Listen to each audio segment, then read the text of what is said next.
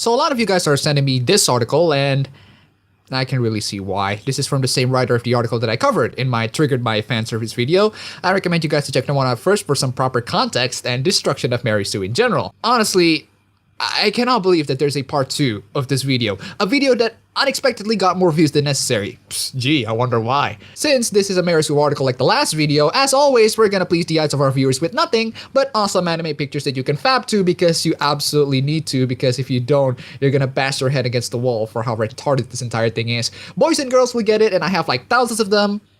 Wait, I have thousands of anime pictures?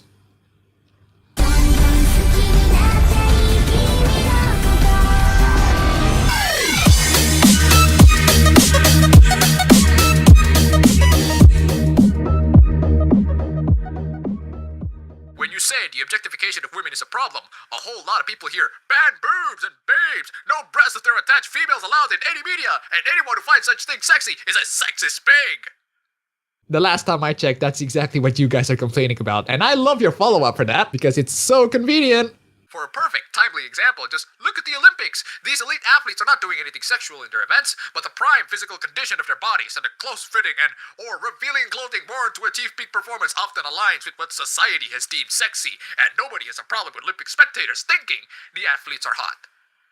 Can these people even see the irony of what they're complaining? I mean, literally, there are people complaining that female athletes are sexualized. But at the same time, they won't complain when the male athletes got sexualized. In fact, they very encourage it. I repeat, nobody has a problem with you being turned on by people you find attractive. This article is not about how you perceive people, it's about how they are presented to you. Did you notice the flaw in that argument? Let me illustrate it for you. If you want to get turned on by something, there has to be something presented to you that turns you on. If they are presented in a way that turns you on, that is wrong. But they say that there's nothing wrong when you get turned on by people you find attractive or images you find attractive, which in order for someone to find someone else remotely attractive, they have to present themselves in a way that turns people on. So presenting yourself or 2D characters in an attractive or sexual manner is wrong. But when you get turned on by it, it's not wrong. I can safely conclude that the problem here is in the presentation, but the presentation is intended to turn people on. But it's still wrong. I cannot follow that logic. Logic is probably the last thing that I should expect from this website. Good thing I still have thousands of these pics to jerk off to instead of wasting my time drinking bleach or something.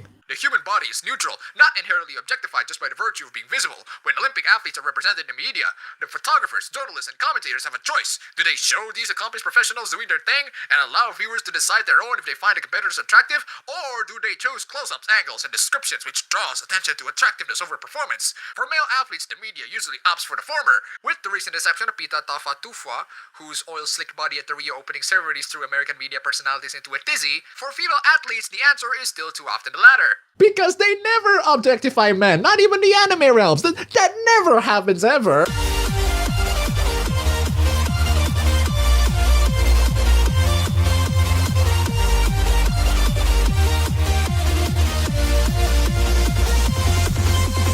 Oh, and by the way, these few tweets come from Cosmopolitans. Well, like my people worse than Weeboo's video, they straight up defend their hypocrisy. The article literally ends with this. To malign male objectification as condescending and unfair, while embracing the objectification of women, is a problem. Athletes and performers' bodies are their tools, so I'm not calling for everyone to suddenly stop judging them on their looks or physiques, but it's only fair that both sexes are objectified equally. Now, if you'll excuse me, I'm gonna go Google Michael Fassbender's penis.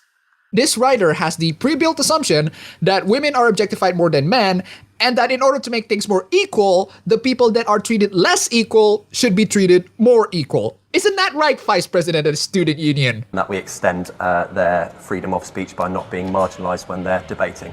That is very different to a safe space policy, which is based on the idea that every single person has freedom of speech and everyone has equal right to freedom of speech. However, some people have more equal rights than others, and actually we are making sure that marginalised groups get their views heard. Now, the next two paragraphs are being used to highlight the difference between sexiness and objectification. Get ready for some cringe. Real women have real bodies beliefs and real opinions about what they are asked to do at work. On Game of Thrones, Emilia Clarke reportedly refused now to do topless scenes unless she believes they are justified, and has been outspoken about how she thinks that most sex scenes are gratuitous and just to attract an audience. She later softened this slightly, but only to clarify that nudity should be used either to progress the story or deepen the understanding of the character. In other words, she doesn't mind being naked, she doesn't want to be objectified. Her first example is a real-life woman. Her next example is Animation, video game, and comic book artists don't have to deal with this hassle, not with the fact that realizing the G-cup fantasy of real-life women would usually require more prosthetic breasts and fewer internal organs. Real women are inconvenient. 2D women? Psh, no such baggage. As artists, they can create whatever they like, with no restrictions. So of course artists draw women with essentially the same few body types, or even exactly the same body type. In other words, media creators have spent decades convincing consumers that sexiness looks like the objectification of women, and anime fans have become ambassadors of that definition of sexiness. It's embarrassing and avoidable. because obviously real-life women are the same thing as hand-drawn women, therefore they should be treated equally the same thing. How high are you? There's no one around. I can't hear anything. I'm freaking out. Paranoid. You smoked all of it, didn't you? You know, my viewers have a theory that there's literally a war between real-life women and 2D characters or porn actresses. It's a feminist conspiracy that will make Kenji to rise from his grave. I'm just gonna tell you all, insecure women at the Mary Sue, you don't have to compete with porn actresses or 2D anime characters, for God's sake. Men in general knows that what they're seeing in the media is just a fantasy. And it's fine to have that fantasy. We're not gonna expect you to be the same as our big-breasted 2D anime girls. If you feel so insecure about your own body and looks that you have to attack fictional characters, let me give you some advice. You're wasting your time. There's nothing good that will come from doing all of this. Do something else more awesome, like be appreciative to men, be supportive to men, enjoy pop culture, talk about geek stuff. Your site is losing traffic, while sites like Heat Street is gaining more and more, for God's sake. So let me tell you how to regain that traffic back. Men like women that do awesome things and be awesome people. Who say that women can't be awesome? They can. There's a good reason why a lot of people have their own waifus, and I'm sure that these waifus are their waifus beyond just their looks. Oh, and speaking of waifus, remember when I asked you to share in your waifus in the last video? Now give me at least one paragraph essay of why you love your waifu or husbando to all the fujoshis out there, and why your waifu or husbando is awesome. The reason for that is so that these numbnuts at Mary Sue can take some advice from fictional characters of all people on how to be women that men love. You can't compete with your looks, definitely, but at least compete with your attitude. And your attitude of trying to destroy sexiness in fiction is really not helping at all. You're a genius. We don't even have to go far to look for alternative, non-objectifying approaches to sexiness. In other fandoms and our own, there are multiple examples, and I would love to hear other people's, but my first thought is high-profile recent anime was Mikasa Ackerman from Attack on Titan. She has a plausible figure from her background and demographic, shows agency, motivation, and personality, while moving in essentially the same way as her male peers in exactly the same uniform. Neither she nor her show is completely unproblematic, and I'm sure not even viewer even likes her. What turns you on is extremely personal after all, despite anime's cookie-cutter approach to it, but she's generally presented as attractive without being objectified.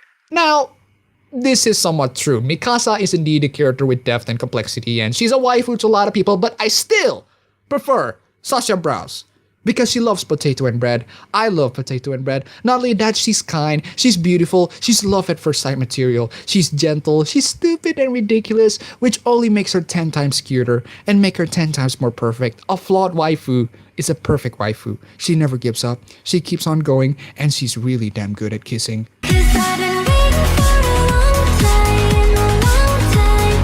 I swear to God, this needs to be fucking illegal. Want to see the difference between sexiness and objectification in action? Spot the difference between these two video clips. I'm not gonna show you the clips because I would be threatened with copyright, so I'm gonna leave you the links in the descriptions for you to see the clips yourself. First is a clip from Black Lagoon, the second one is a clip from Tarantopa Gurren Lagaan. Don't worry, I'll wait. Done? Awesome. Now, what did you notice on those two clips? What I noticed the most in these two clips is the women involved in the action are awesome. The women in the action is pretty freaking cool, and they create such badass characters. What did this writer at the Mary Sue notice? The boob physics. No, seriously. See how male character Rock crawls around and bumps face first into Revi's bare thigh, and it isn't sexualized at all. See how she holds her gun in a way that is definitely phallic, but doesn't interrupt the story. See how her movements are flexible, agile, and anime style, unlike without requiring unnatural back arcing or boob physics. See how she wears a crop top and short shorts, and the camera still managed to not to close her breast, crotch, or butt. See how they use this fight to give us some insight into her character and the characters watching her. In the Tan Top by Gurren Lagaan comment, Look at how impractical her clothing is, and how natural her breast movements are. Count how often the animation draws attention to her breast and or her wide open legs. Notice how little we get to see her face, and how many shots of her face also prominently features her breast. I really don't want to put my tinfoil hat on and believe that there's a conspiracy within the feminist realms on trying so desperately to compete with 2D women that they have to— Actually, no, it's not a conspiracy. Kenji, what are you doing here? I swear to God, man, these feminists are not only trying to take over the world, but they're also trying to take over men. If you just look at the Cosmopolitan, attempting to justify objectification of men, that's literally declaration of war to the dicks of men. Okay, you know that you can get your insane ramblings out. No, seriously, man, there's nothing fucking insane about this. This is all true. These feminists are trying their hardest to compete with 2D women, but they decide to give up and start censoring them instead. That last example, man, instead of actually talking about the anime, they talk about the boobs. The boobs! What got fucking triggered by the boobs? You can watch the entire clip, alright? And I guarantee you, that won't be the one thing you notice the most. Have you seen the insane uglification that they did with Civilization? Uglification? Yeah, look at this shit. This is Civilization 5. All the strong women leaders, they're hot and sexy and looked amazing, man. But then look at these fuckers in Civilization 6. What is this? The fuck is this? I mean, it's almost like it's been created by a fucking feminist. Oh shit, I knew it, man. I'm really into something here, man. Look at that fucking hair. Okay. Feminists hate competing with fictional women. I get it. Can you please go off? Hey, don't touch! That's the fade out button, you dumbass. We talked about this all the time.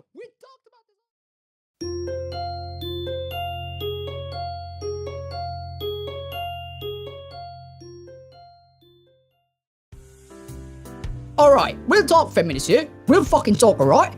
There's some real life shit you need to take a fucking grasp at. For the baddest 2D women, I'm gonna tell you a real fucking story I got from Fan here. She was about to go to school at 6 with a motorcycle because it's too fucking far from home, and she needs to get there at 7. Then this motherfucker came in, I shit you not, literally fapping beside the motorcycle, right on his motorcycle, man. Literally fapping. I shit you not. Guy then asked her to look at his junk and pull his gun out in an attempted rape on a fucking motorcycle. She panicked, crashed down, the guy ran away. Fucking coward. She fucking crashed down, man. It's not even the first fucking time it's happened. Like fucking hell. I didn't let us fap the 2D women or this fucking shit happen. Ah, thank God I can get in here. Wow, I got some really nice clothes, although shouldn't it be green? I mean, the boys wear green. Why do I get blue? God probably has something to do with this. The fuck you doing here, man? Don't mind me, I'm just gonna call God for a moment. God? Yep, she's right here. She? Yeah, she's in class 3-3. I got a picture right here.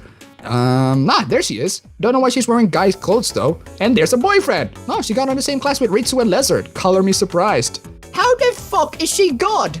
Wait, you didn't see her cult propaganda?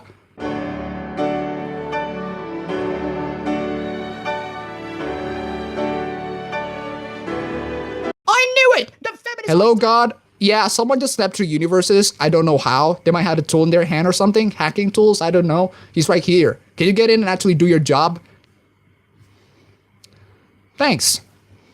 She's gonna be here in any minute now. Oh, wait, never mind. I can see her there. Back to the video and stop interrupting. Jeez. というわけだから、しのごの言わずに一台よこせ。 One more major difference between the two. Guess which one was broadcast around midnight in Japan, and which one was aired to Sunday mornings. Guess which representation of women is being marketed to children.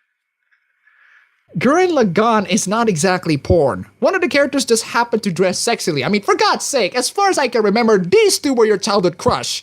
It's a seriously over-the-top series that you just cannot take seriously. I haven't even watched both of them, but I know what they are. And I know that they're both over-the-top animes with crazy stuff. And to see this writer focusing primarily on boob physics is just perfect for a video title.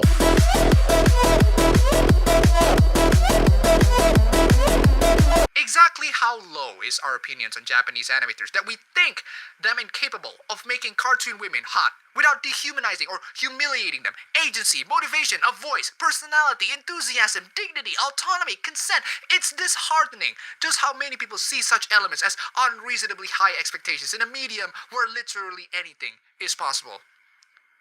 This is why I'm asking all of you guys watching this video, no exception, all of you watching this video, to share in your waifus and husbandos in the comments below with the paragraph essay. Why?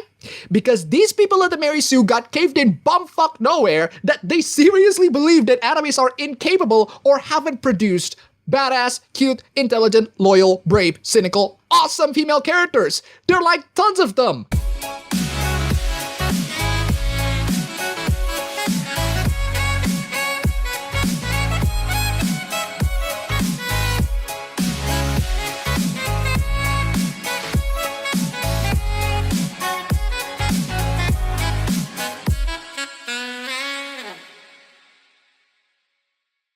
That's all the article, really. A really disappointing follow-up that doesn't add anything, doesn't explain anything, doesn't mean anything. It only makes things 10 times more stupid. The only difference between how cancerous this site that Leafy's channel is that at least Leafy is putting some real effort. Oh my god, you fucking hypocrite! You subbed to me as well! That means you're that average viewer! You dumb piece of shit! Fuck you! Shut the fuck up, it was a joke, jeez! Don't make me backtrack my jokes every 5 seconds like you do. How the hell did you get in here? Why are you in here? The fuck are you doing here anyway? I just wanted to come in here and let you know that you're sexist, you fucking prick. What, me? Sexist? For criticizing the Mary Sue? I'm a prick, correct, but where did you get the idea that I'm a sexist? It's like the 1,000 times I got that kind of insult. Do you fucking see what's going on next door? Step off this channel immediately, right now. Holy shit. Alright, you need to stop. I'll make sure that would be the last invasion that I got. How the fuck can he be here anyway? Never mind. Thanks for watching.